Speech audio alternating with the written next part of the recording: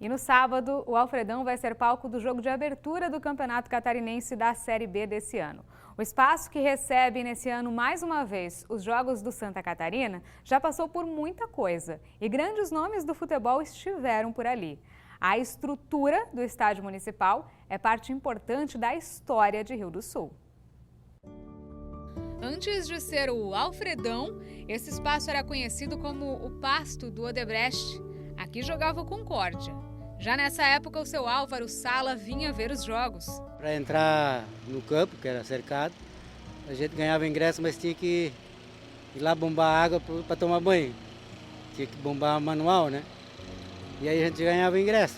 O poço de onde era bombada essa água manualmente fica hoje embaixo de um dos vestiários, uma das poucas partes originais do espaço que se mantém. Com o tempo, a estrutura foi crescendo, com o que vemos hoje começando a ganhar forma por volta dos anos 60, segundo ele. Começou a reformar aqui o gramado, o alambrado. Depois começou a arquibancada e em 68 foi inaugurado. Raul Ferrari, muito antes de imaginar que faria parte da história do futebol na cidade, teve o estádio como parte da sua própria história, desde cedo. Morava aqui no bairro Canoas, aliás, no fundo do Canoas, e nós passávamos de carro de mola quando vinha para o centro. Meu pai mostrava, dizia, aqui se joga bola. Ele não falava futebol, né? Aqui se joga bola. Depois, com 14, 15 anos, a gente vinha jogar aqui. De vez em quando levava um carreirão do que cuidava aqui, porque estragava o gramado, mas nós íamos jogar bola aqui. Ele lembra ainda de ver jogos entre Duque de Caxias e Concórdia. Figueirense e Avaí, a mesma rivalidade era aqui.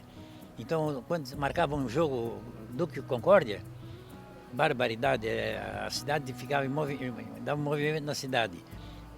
O campo do Duque era lá embaixo, onde é Volkswagen, mas o centro nervoso do futebol era aqui. Depois do Concórdia, o estádio foi a casa do primeiro time do Juventus, nos anos 50. Na época do Juventus, também eu ganhava ingresso, às vezes, para ficar na maca, o gandula, ou lá atrás, na beira-rio, lá para pegar as bolas que ia para lá. O Sala foi gandula aqui no estádio, inclusive em um dos momentos mais marcantes que o espaço viveu.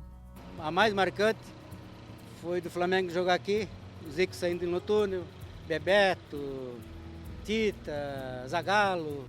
Foi em 1985. O Flamengo venceu o jogo por 5-0, 4 gols de Bebeto, com 18 anos na época. Antes disso, outros grandes clubes passaram também pelo estádio. Aqui nesse estádio, engraçado, jogou 7 times carioca. Aqui jogou, que eu me lembro assim, mais ou menos assim por cima, Olaria, São Cristóvão, Portuguesa, América, Bangu, Fluminense, Vasco, Flamengo, tudo isso você jogou aqui. Em 69 foi o Vasco que veio com presença do craque Vavá. Em 67, antes de um amistoso em Taió, o Santos de Pelé também esteve aqui. O Vasco voltaria para cá num momento de crise. Depois que a enchente de 83 castigou o estádio, o time de Roberto Dinamite foi contratado para um jogo atração. Conversamos, eu e o Baio conversamos com o Roberto Dinamite, que eles jogaram em Lages, que naquele tempo eles queriam 100 conto, era dinheiro para chuchu. Aí nós falamos que era uma ajuda para botar os jogadores em dia e tal, aí disseram por 70 mil, 70 conto. E arrecadamos o suficiente para deixar tudo em dia e mandar os jogadores embora, mas o estádio ficou uma lástima. Desde que o estádio foi construído até hoje, teve uma mudança também no traçado do gramado. É que antigamente o centro do campo ficava aqui, onde eu estou. Em 71, para os jogos abertos, quando foi preciso mexer na pista de atletismo, todo o gramado acabou sendo colocado um pouco para a direita. E aí temos então o círculo central que existe hoje, que fica ali, um pouco mais para o lado. Foi durante o JASC que a Taça Jules Rimet esteve aqui também, junto com o então presidente da CBD, João Avelange. Muito tempo depois, o seu Sala segue trabalhando aqui na estrutura. Por anos, ele se dedicou voluntariamente a cuidar do estádio e ganhou até placa de homenagem.